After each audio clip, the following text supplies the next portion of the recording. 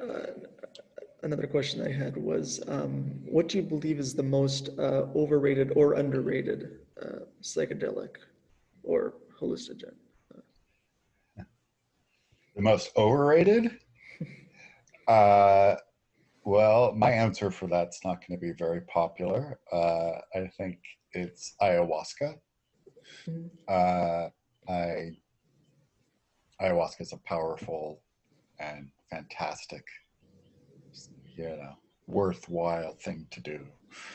But I don't think that for the Western mind, I don't think that the whole concept of um, going into ayahuasca ceremony with a shaman can unlock visions or realizations that are any different than the ones experienced on LSD Hmm. by yourself or with a friend in the middle of nature, you know. Hmm. And I think there's been a lot of emphasis put that has I won't say emphasis, but it's become very trendy, I should say, for you know to do these ayahuasca pilgrimages that you have to go down to Peru and experience it in under that setting, that set setting to have the full realization. And I'm not convinced either way. I know that answer is very unpopular for a lot of the mystics out there. So that's overrated. Underrated? Did you also ask that? I Underrated? did. I did. Yes. Um, hmm.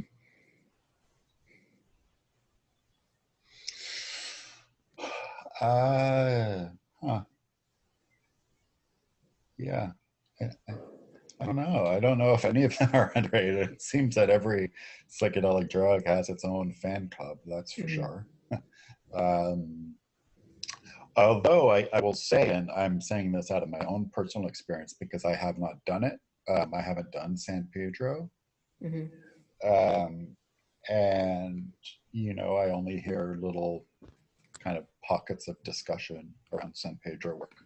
And everybody I know who's done it just says it's a game changer. Hmm. Um, so I'd really like to explore that. I don't know much about. Okay.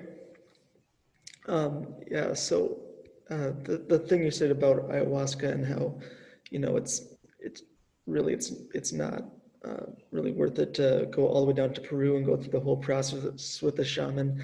It kind of reminds me of the story where one of the followers of the Buddha went through all these different processes, and he finally learns how to walk on water, and he comes over to the Buddha and he's like, "Look, I finally learned to walk on water," and he says, "But the ferry's only a nickel, so you don't have to go through all those steps if there's an easier way."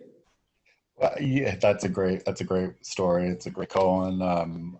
And Krishna Das, one of my favorite modern spiritual teachers, whose method is sacred song and chant. He sings kirtan, but you know, he's gotten quite popular as sort of from the Ram Dass New Crowley Bamba lineage. You know, says all the time that people are always coming to him and saying, "Oh my God, Krishna Das, I have to get to India so I could experience, you know, the Guru's grace. I have to go there because that's where it is." And he's like, "Well, no, don't focus on Dharmasala. Focus on Brooklyn," Mm-hmm. which is a great answer. You know, it's like, and it just all comes back to the idea that every major spiritual tradition says, you know, the kingdom of heaven is within. That if you are seeking external, uh, you know, external places that must bring you closer to divinity. And if you can't do it otherwise, then maybe there's something missing.